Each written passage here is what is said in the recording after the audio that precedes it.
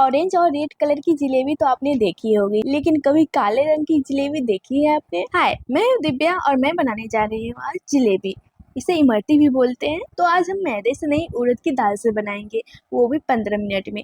चलिए देखते हैं। तो जैसे ही कुछ अच्छा करने जाओ ना, घर वालों को मेरी याद आ ही जाती है और कैसे कैसे टाइम निकाल के मैं कुकिंग वीडियो शूट करती हूँ। तो प्लीज आज की वीडियो अच्छी लगी तो चैनल को सब्सक्राइब और फेसबुक पे है तो फॉलो जरूर कर लीजिएगा। साथ में कमेंट्स में एक रेड हार्ट जरूर दे दीजिएगा। तो यहाँ पे मैं आधे घंटे पहले उड़द दाल को भिगो के रख दी थी। उड़द की दाल बहुत ही जल्दी फूल जाती है। अब इसे 3 से 4 पानी से हम अच्छे से धो लेंगे। एक मिक्सी के जार में डाल के थोड़े से हल्के से पानी डाल के पीस लेंगे। इसको एकदम महीन सा पेस्ट बना लेना है पीस करके। और हाँ, मैदे वाली जो जलेबी बनती है ना, उसकी बैटर थोड़ी पतली रहती है, लेकिन ये जो उड़द की दाल की बैटर जो होगी ना, वो थोड़ी सी गाढ़ी होगी। तो आप देख सकते हैं, इस तरीके का बैटर बना के आप तैयार कर लीजिए। दूसरे बर्तन में हम इसे पलट देंगे और अच्छे से फेंट लेंगे।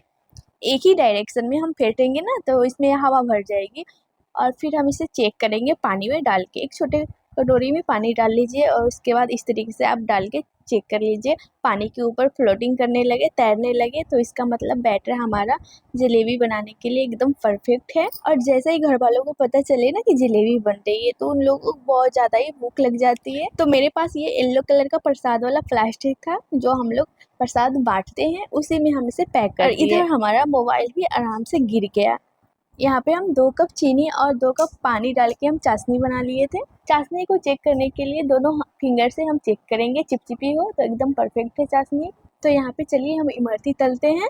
तो अगर आप पहली बार बना रहे हैं ना, तो थोड़ी सी डाल के आप देख लीजिए। बैटर डालते ही थोड़े थोड़े बबल्स आने लगे, इसका मतलब ये तेल जो है वो एकदम परफेक्ट गर्म है। मतलब मीडियम हीट पे आप रखिए। अगर आप तेल को ज़्यादा गर्म कर देंगे ना, तो जलेबी का शेप देते टाइम जलेबी आपका शेप अच्छे से नहीं लेगा। अगर आप हल्के से गर्म ऑयल में आप जलेबी के बैटर को डाल देंगे, तो जलेबी आपकी कढ़ाई से या पैन से चिपक जाएगी। फिर वो जलेबी या इमरती चिपटी बन जाएगी। फिर जलेबी जूसी नहीं बनेगा। तो आपको अब पता चल गया होगा कि तेल को हमें कितना टेम्परेचर पर रखना है। मैं अपने आप को हलवाई तो नहीं कह सकती, लेकिन हाँ, परफेक्ट तरीके से जलेबी बन जाती है। और मैं जो भी चीज़ बनाती हूँ, घर वालों को बहुत ही टेस्टी लगता है। फिर वो बोलते हैं, और फिर सब बोलते हैं हलवाई से भी बढ़िया है।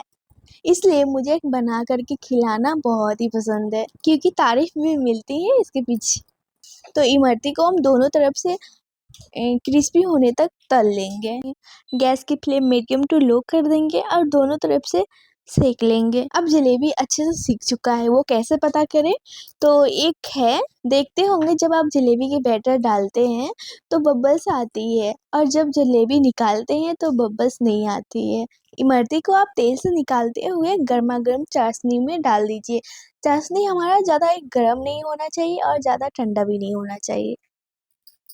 और लगभग 2 से 3 मिनट के लिए हम इसमें छोड़ देंगे, जिससे इमरती में अच्छे से रस आ जाएगी। बहुत ही जूसी बनेगी और साथ में क्रंची तो बनेगी ही। इमरती या जलेबी क्रंची बनाने के लिए आपको फ्राई करने टाइम ही ध्यान देनी पड़ेगी, और चाशनी बनाने टाइम। जब भी मेरे घर में जलेबी या इमरती बनेगी, पीछे लाइन लगे रहेंगे और छानते छानते पूरी की पूरी जलेबी गायब हो जाएगी। फिर एक भी फोटो वीडियो लेने के लिए आपके पास कुछ भी नहीं बचेगी। और इधर मैं सोची कि जब तक इमरती सिक रही है, तब तक हम यहाँ पे बर्तन साफ कर लेते हैं। उतनी ही देर में हमारे घर पे एक गेस्ट आ गए, और जो मैं पैन में जलेबी डाली थी सिकने के लिए, वो जल के राख हो गई। और इसे देखकर बड़ी ही अफसोस हुई, क्योंकि घर का जलेबी तो जलेबी ही होता है ना। तो चलिए कोई बात नहीं, ये काली जलेबी भी दिखने में बहुत ही क्यूट लग रही थी।